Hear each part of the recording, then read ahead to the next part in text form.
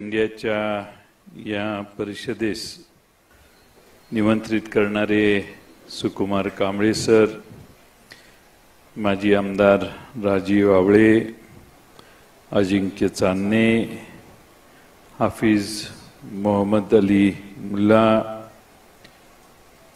Reverend Manoj काटे, श्रीनिवास चोपडेजी, संजय बजाज, शेवंताताई वाघमारे, प्राध्यापक Ram Kamble, Abram आवळे, प्रशांत आवळे, Kabir Chavan, Dadasaheb Kasture, Dayanand Chavan, Gabriel तिवडे, Balasaheb Patil, विवेक कोकरे, मनसूर खतीब, आयुब बारगीर, उमर गवंडी, अविनाश वाघमारे, अमित कांबळे, सतीश लोंढे, नंदकुमार नांगळे, सर्वच व्यासपीठावरील आणि या परिषदेसाठी उपस्थित असणारे सर्व मान्यवर आणि बंधू भगिनींनो, महाराष्ट्रातल्या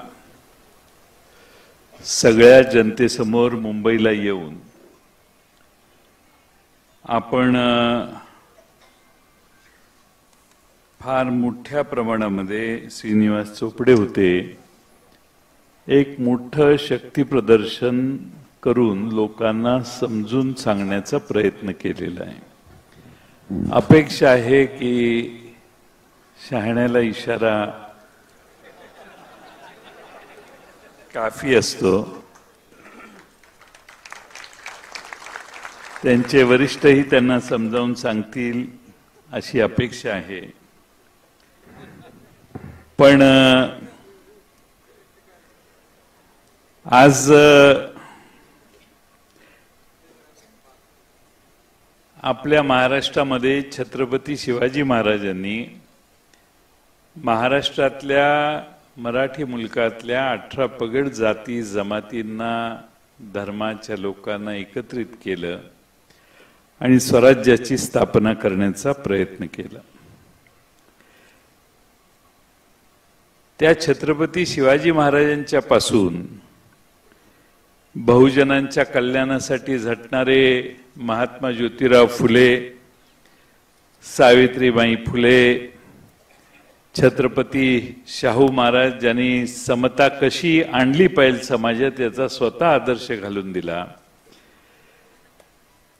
तिथपासून ते डॉक्टर बाबासाहेब आंबेडकरांच्या पर्यंत या भारतात समता निर्माण करण्यासाठी सर्वांनी आग्रह धरला आणि म्हणून त्या सर्वांना आदरस्थानी ठेवून तुम्ही आज ही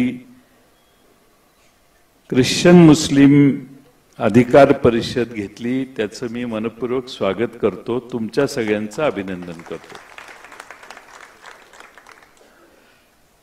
आपल्या देशामध्ये आणि जगामध्ये आपला भारत देश हा वेगळा समजला जातो।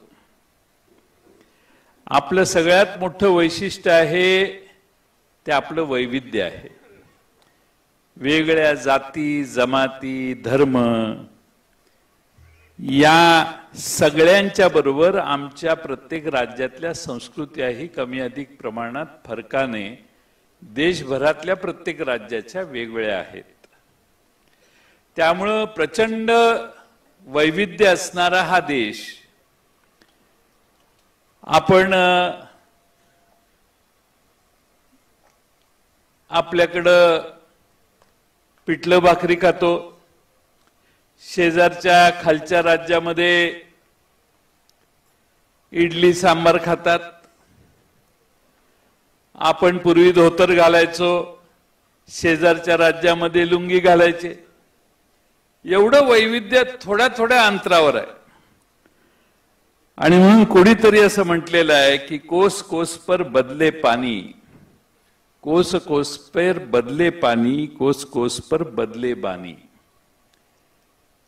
कोसा कोसावर इथली भाषा बदलते, थोडा तरी फरक कोसा कोसावर वेगळ्या पहिल्या भाषेत आणि दुसऱ्या भाषेत असतो। हेल वेगळा असेल, शब्द वेगळे असतील, एवढ्या विविध वैविध्याने नटलेला भारत हा एकसंघ ठेवण्याची जबाबदारी ही या देशातल्या सगळ्या समाज सुधारकांनी धुरीणांनी डॉक्टर बाबासाहेब आंबेडकरांच्यावर घातली आणि त्या डॉक्टर बाबासाहेब आंबेडकरांनी जे संविधान दिलं त्यात ह्या देशातला उच्च नीच जाती धर्मातला भेद एका सपाट्यात एका रकाट्यात आणि एका रट्ट्यात ज्यांनी दूर केला त्या संविधानाची पूजा करून आपण हे सुरू केलेलं आहे तुमची परिषद. सगळे का त्याला मानतात? या देशातल्या कुणी शेजारी राहू पण तो समान आहे याचा आत्मविश्वास त्या संविधानाने या देशातल्या लहान लहान जाती धर्मात पसरलेल्या सामान्य माणसाला दिला. पूर्वी होतं राजे राजवाड्यांचं राज्य, त्यावेळी कशी उच्च नीचता चालत होती ते आमच्या अजिंक्य चांदणेंनी मगाशी सांगितलं.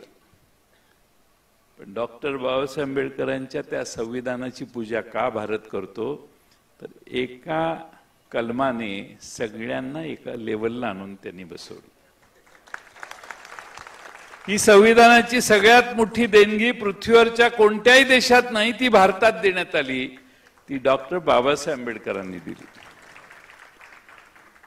आणि म्हणून Jawaharlal Nehru discovery of India ह्या पुस्तकात म्हणतात की भारतातील विविधता ही विखुरणारी नाही, भारतातली विविधता ही विखुरणारी नाही तर जोडणारी आहे आणि हीच खरी भारताची शक्ती आहे, हे जवाहरलाल नेहरू तेव्हापासून म्हणत आले. या विविधतेचा शक्ती म्हणून वापर करण्याची कल्पकता ही महात्मा गांधी, जवाहरलाल नेहरू आणि तेव्हाच्या सगळ्या कल्पक समाज सुधारकांनी, स्वातंत्र्यवीरांनी आणि सगळ्यांनी मान्य केली. आणि म्हणून ही विविधता जी आहे ती वेगवेगळ्या धर्माची असली तरी ती एकत्रित करण्याचं काम हे या संविधानानं केलेलं आहे. आज खरं म्हणजे 1947 साली देश स्वतंत्र झाला. शेजारचं पाकिस्तानचं काय झालं, पलीकडं अफगाणिस्तानचं काय झालं, अगदी बांगलादेशला आपण स्वतंत्र केल्यानंतरही बांगलादेशची अवस्था काय झाली. धार्मिक कट्टरता ज्यावेळी निर्माण होते त्यावेळी त्या देशाची प्रगती होत नाही. हे मी नाही, जगातल्या सगळ्या प्रगतिशील असणाऱ्या अर्थसत्तांनी देशांनी सिद्ध केलेलं आहे. आणि म्हणून पंडित जवाहरलाल नेहरूंपासून या देशामध्ये काय स्वीकारलं तर सर्व धर्मभाव स्वीकारण्याचं काम तेव्हापासून झालं. हे संविधान सर्व धर्मभाव सांगतं, कारण जगाच्या पाठीवर जे धार्मिक एकांतता, धार्मिक एकाधिकारशाही निर्माण झाली त्या देशांची मित्रांनो प्रगती झाली नाही, त्या देशांची अधोगती झाली. आणि भारत ज्या देशामध्ये टाचणी तयार होत नव्हती त्यामध्ये चांद्रयान तयार करून वर पाठवण्याची व्यवस्था करणारा हा भारत, हा वैविध्य एकसंघपणाने टिकवलं म्हणून झाला. डॉक्टर मनमोहन सिंग कोण होते? शीख होते. शीख हे देशात फार कमी संख्येने. त्या काळात डॉक्टर अब्दुल कलाम राष्ट्रपती होते. या देशामध्ये त्याच काळामध्ये अल्पसंख्याक समाजाची लोक देशाच्या 2 प्रमुख ठिकाणी होती. देश चांगला चाललेला होता. कधी ऐकले का त्यावेळी हिंदू खतरे में म्हणून? ह्या मागच्या 10-12 वर्षातच हिंदू खतरेमध्ये का आला? ह्यांच्या हातात सत्ता असताना जर हिंदू खतऱ्यात असेल तर पुन्हा आम्हाला सत्ता द्या, हिंदूंना संरक्षण देण्याची व्यवस्था आम्ही करतो. मी हे सत्तेसाठी नाही बोलत. अरे लेकांनो, तुमचीच खाल्ली आणि वर सत्ता आणि तुम्ही म्हणता हिंदू खतरे में. अरे काय चाललंय काय? हिंदू बळकट आहे, समर्थ आहे, पण माझा हिंदू हा सर्वांना समान घेऊन इतर धर्माचं अस्तित्व मान्य करणारा आहे आणि तो हिंदू भारतात आहे, म्हणून हा देश आजपर्यंत चालत आलेला आहे. बहुसंख्य समाज हिंदूंचा आहे, पण या भारतातल्या हिंदूंनी हे मान्य केलेलं आहे की आम्हाला ख्रिश्चन असतील, मुस्लिम असतील, पारशी असतील, शीख, ईसाई, कोणताही समाज असेल, आम्हाला मान्य आहे, आम्ही एकत्रित चालण्याचं काम करू.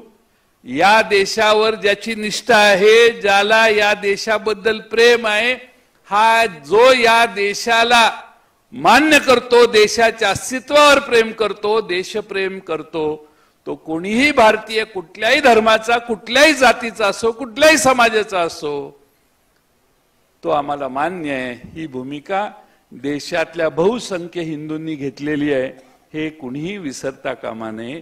त्याचं भान ठेवून राजकारण प्रत्येकाने केलं पाहिजे. एखाद्या अल्पसंख्याक समाजाचा द्वेष निर्माण करायचा आणि त्यामुळे आपण आपल्या समाजाची किंवा आपण ज्या समाजात आहोत त्याची फार मतं मिळतात, हा एक गैरसमज पसरतोय. आणि याच्याशिवाय अरे विकासावर बोला, काय प्रगती करायची ह्याची चर्चा करा. त्या प्रगतीमध्ये 100 माणसं जर हिंदूंची असतील तर 10-20 माणसं लोकसंख्याच त्यांची कमी आहे, ती येतील अल्पसंख्याक कोणी असतील ती. या देशात जैन समाज आहे, या देशामध्ये वेगवेगळे समाज आहेत आणि आपल्याला त्यांना बरोबरच घेऊन चालत जावं लागेल. ही भूमिका आपल्या सगळ्यांना गांभीर्याने घ्यावी लागेल. ही काही कुणावर राजकीय कोटी करण्यासाठी भूमिका नाही आमची. आम्ही भूमिका जगत आलेलो आहोत. आम्ही कोणत्याही धर्माचा द्वेष करू शकत नाही.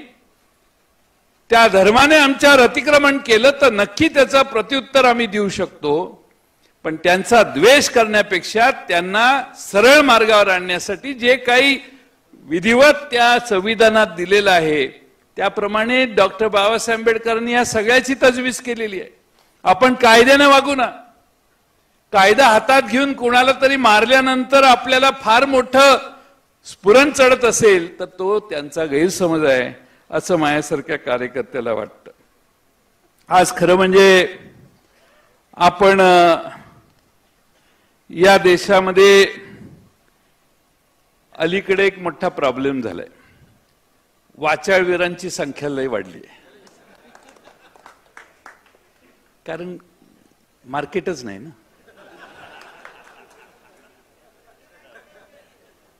वरिष्ठ यांच्याकडे कधी बघणार तर कोण बघ. आणि त्यामुळं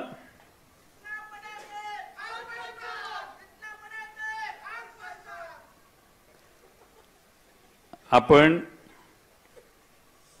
या जिल्ह्याची एक परंपरा आहे, सुसंस्कृतपणाची परंपरा आहे. हे मी सारखं का सांगतोय, आठवण करून देतोय.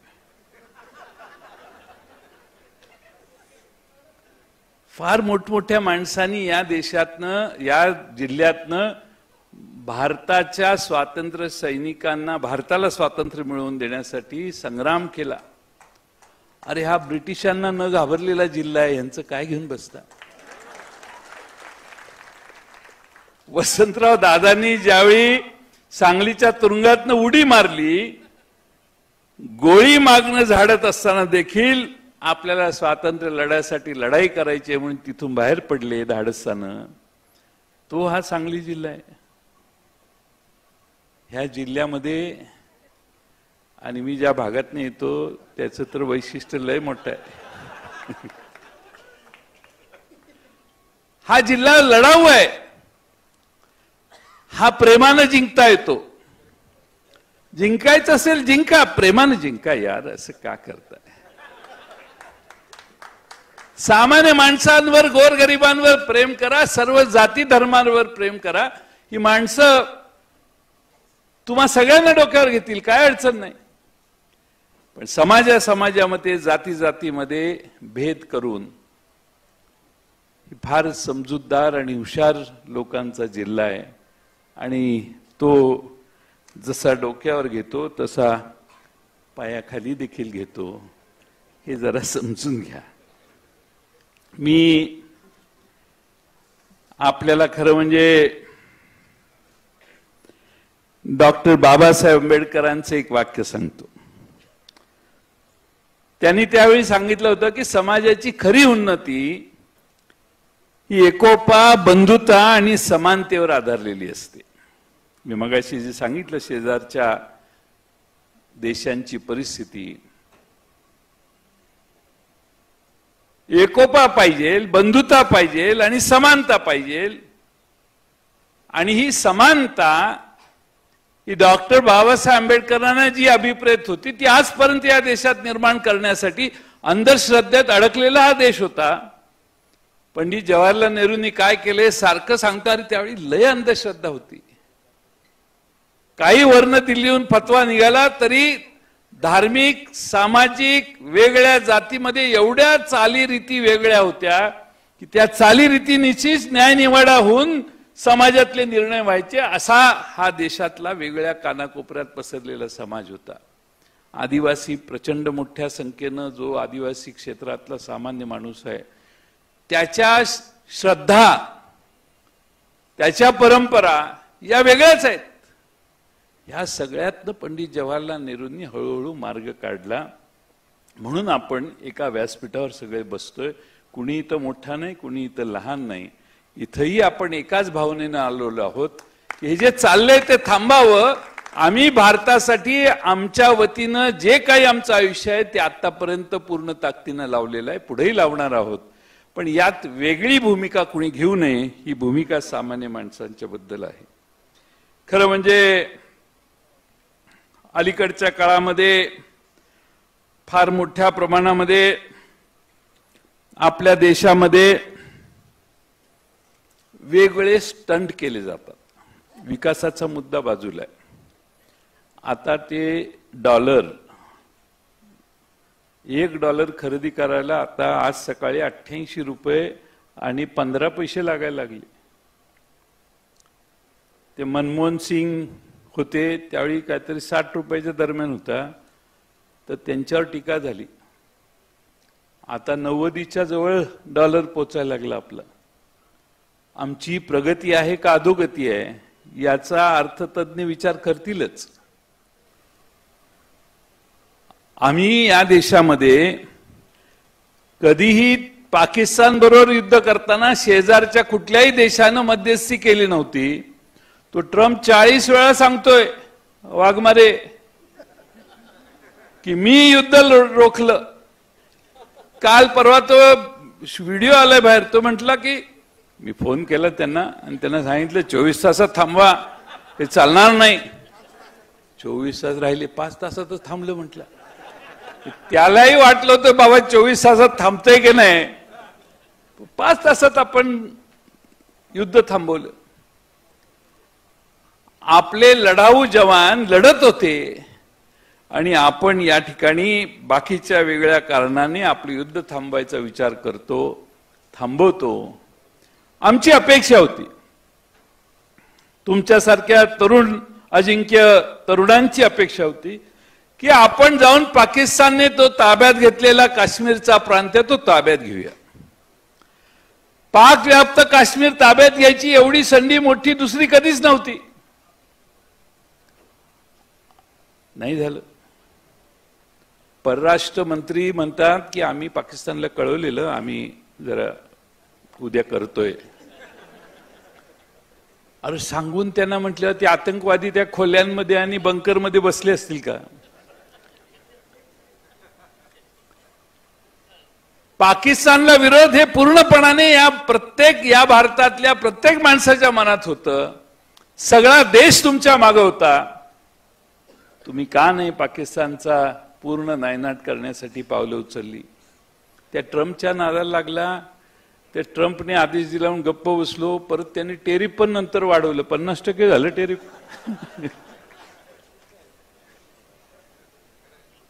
ते तर नाही, आता कापसाची आयात पण कमी केली, आयातीवरचा कर काढला.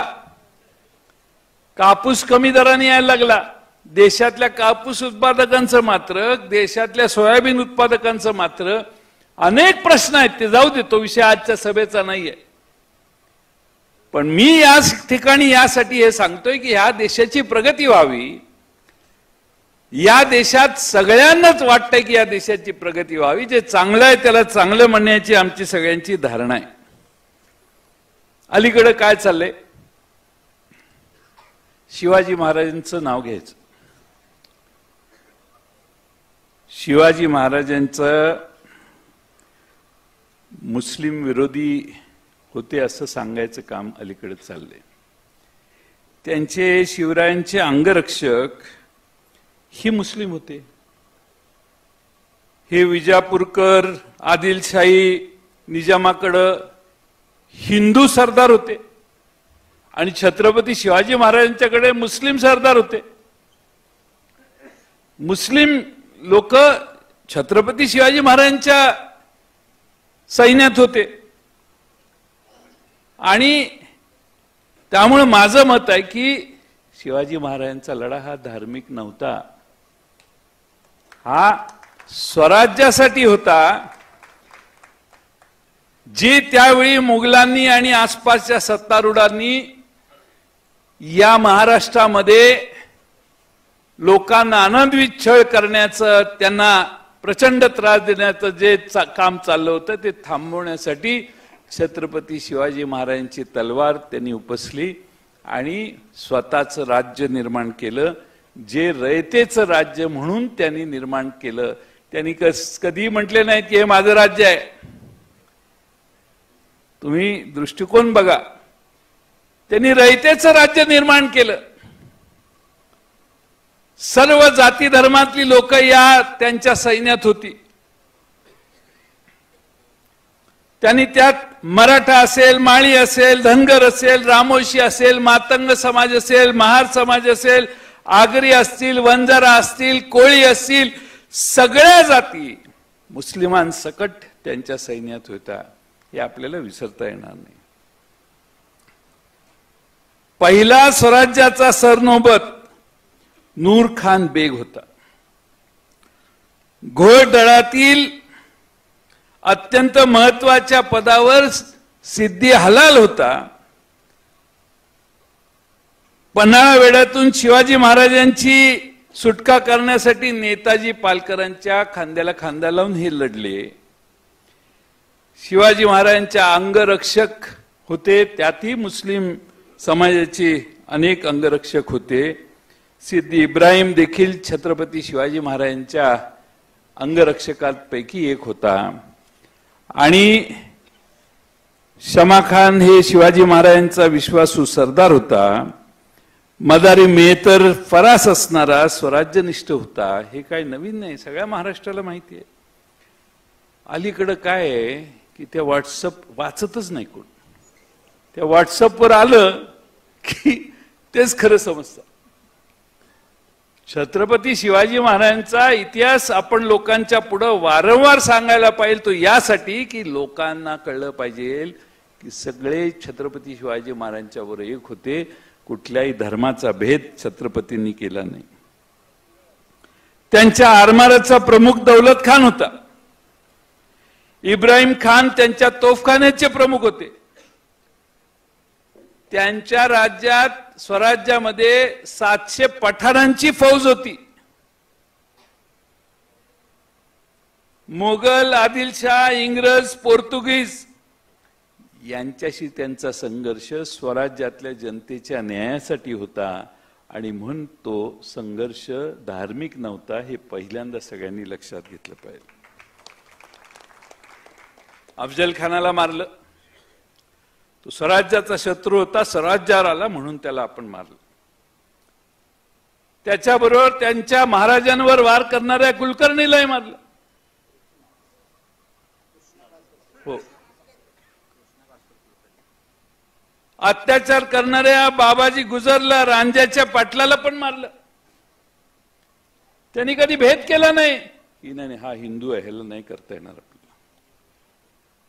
ज्यांनी जे चुकलेलं आहे त्याला प्रायश्चित्त देणं हे रयतेच्या राज्यात छत्रपती शिवाजी महाराजांनी प्रथा परंपरा घालून दिली. आणि म्हणून आज छत्रपती शिवाजी महाराज, अगदी जरांगे पाटील मुंबईत गेले, त्यांच्या मागे छत्रपती शिवाजी महाराजांचा फोटो आहे.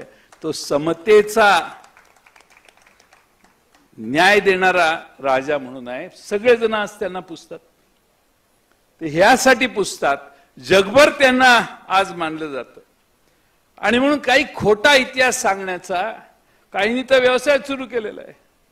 छोटे छोटे ग्रुप घेतात आणि काहीतरी खोटं खोटं सांगत बसतात. जे पुस्तकात लिहिलं नाही, कुठल्या ग्रंथात लिहिलं नाही, कुठल्याही याच्यात नाही आहे, इतिहासामध्ये ज्याचा कुठेही उल्लेख नाही, अशा गोष्टी सांगत बसतात तरुण पिढीला, आणि ती त्यांची डोकी फिरवण्याचं काम होतं. त्यामुळे खरा इतिहास लोकांच्या पर्यंत पोहोचवण्याची गरज आपल्याकडे आहे. आता काय हे सगळं सत्तेच्या जीवावर चालू आहे. बरं, ही सत्ता कशी मिळवली ते राहुल गांधी सांगतात. सत्ता मिळवली वोट चोरीने मिळवली असं आता देशातली जवळपास 70% लोक, 80% लोक मान्य करायला लागले. त्यामुळं आपल्या लोकशाहीवर घाला घालणाऱ्या लोकांना आपण किती पोसायचं, आपल्या मताची चोरी करण्याची भावना ज्यांची असेल त्यांना आपण काय करायचं याचा विचार आपण सगळ्यांनी करा. बरं, नुसते राहुल गांधीच म्हणत नाहीत मतदार यादीत घोटाळा आहे, त्यांचे हे पण म्हणतात. गडकरींचे तर 3-3.5 लाख मतं गेली म्हणतात. तिकडं ते एक अनुराग ठाकूर म्हणून आहेत, त्यांनी 6 मतदारसंघात घोटाळा आहे म्हणून सांगितलं. कायद्याने आता निवडणूक आयोगावर FIR दाखल करता येत नाही, असं हे सगळं होण्याच्या आधीच कायदा झालेला आहे. निवडणूक आयोगाच्या विरोधात तुम्ही पोलिसात जाऊन FIR दाखल करू शकत नाही, असा कायद्यात बदल सरकारने केलेला आहे. माहित होतं त्यांना हे लय घोटाळा करतोय आपण म्हणून. तो म्हटला असेल ना, नाही आम्हाला मेरे को जेल जाना पडेगा, तो सांगितलं असेल तेरे को जेल जाने की जरूरत नाही, कायदा ही बदल देंगे. या देशामध्ये काय चाललंय याचा देशाच्या देशभक्त नागरिकांना माझी विनंती आहे, जरा विचार करा, अभ्यास करा. तुमच्या माझ्या मताचा अधिकार जो त्या संविधानाने डॉक्टर बाबासाहेब आंबेडकरांनी दिलेला आहे त्यालाच सुरुंग लावण्याचं काम जर या देशात होत असेल तर आपण एकसंघपणाने, एकत्रितपणाने, ताकदीने उभा राहिलं पाहिजे. एवढीच माझी आपणा सर्वांना विनंती आहे. आता ते हायकोर्टात जजच्या, एक हायकोर्टाचा जज होता, त्या घरी पैसे होते, आउट हाऊस मध्ये पैसे अजिंक्य, ते जळले, आग लागली, सापडल्यावर जाळले असतील. कुठे FIR आहे, कुठे SIT आहे, कुठे चौकशी चालू आहे, काही नाही. या देशात कोणाला खड्ड्यात घालायचं आणि कोणाला खड्ड्यात जाणाऱ्याला वर उचलून वर आणून ठेवायचा, हे ठरवणाऱ्या शक्ती या देशात निर्माण होत आहेत. आता एक जाहिरात देऊया आपण वर्गणी काढून देशभर. देशाचे उपराष्ट्रपती गायब आहेत, कुठे गेले जरा हुडका. ते गायब गेला तो गेलाच बाबा, त्याचं नख दिसेना, नख.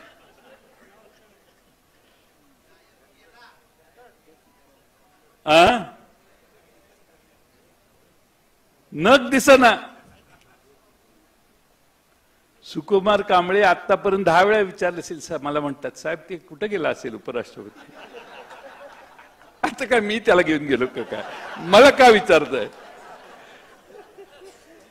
या देशात उपराष्ट्रपती गायब होऊ शकतो, तुम्ही आम्ही तर किती झाडकी पत्ती.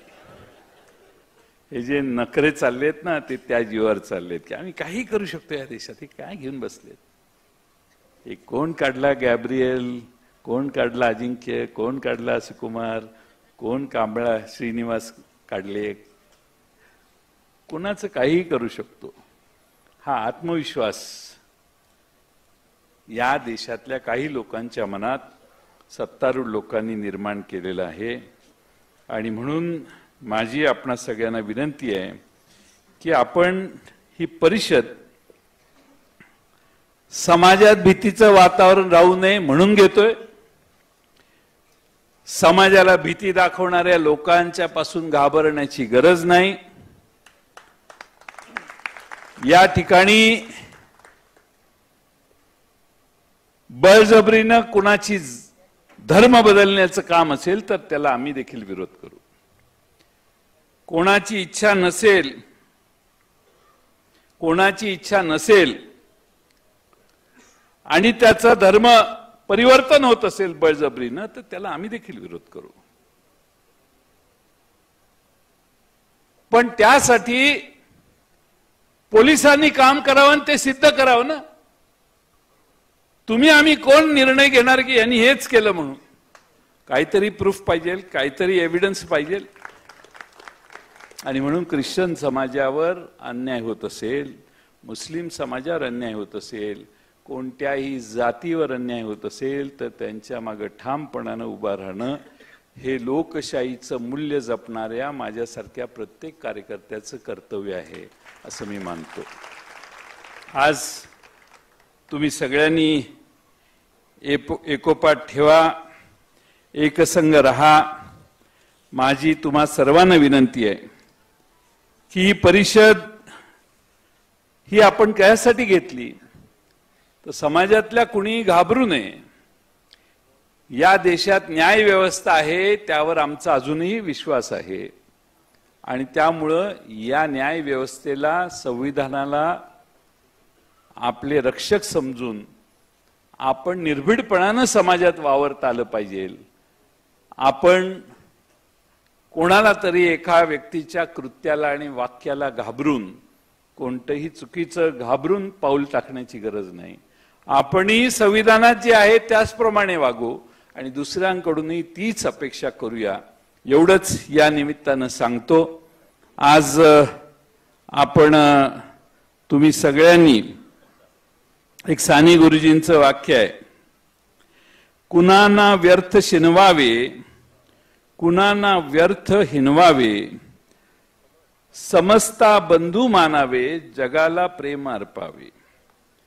प्रभूची लेकरे सारी, तयाला सर्वही प्यारी, कुणाना तुच्छ लेखावे, जगाला प्रेम अर्पावे.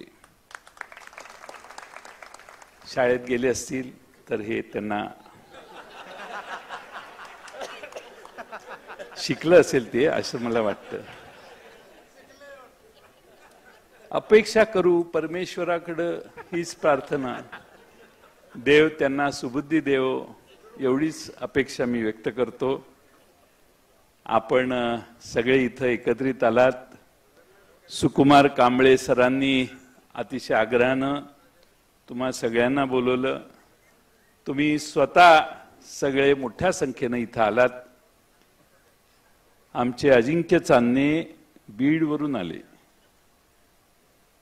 एक पट्टीचा वक्ता, आपल्या भूमिकेशी निष्ठ असणारा, खड्या आवाजात आपले विचार सुनावणारा आणि बेधडक असा हा कार्यकर्ता आहे.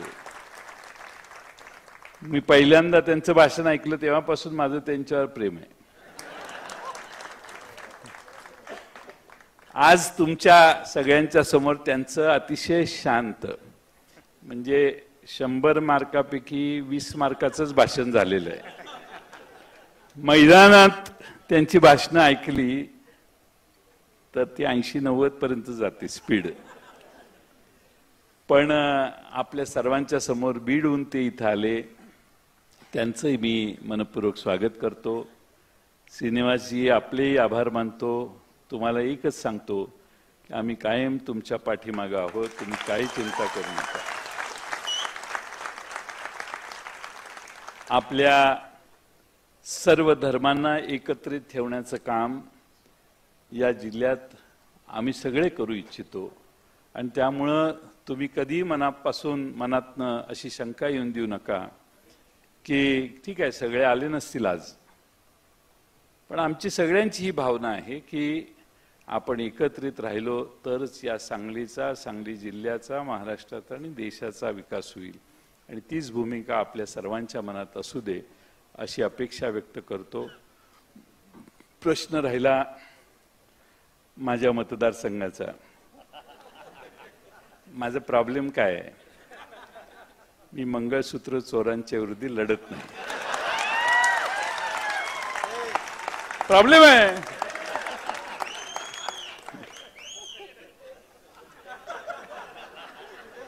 प्रॉब्लेम आहे ना, नाही तर काय मी लगेच दिला असता. पण मुद्दा काय आहे, मुद्दा आहे वोट चोरी झाली. जिथे झाली तिथं राजीनामा द्या आणि परत एकदा निवडणूक लढवा. आता एक महिनाभर चालेल.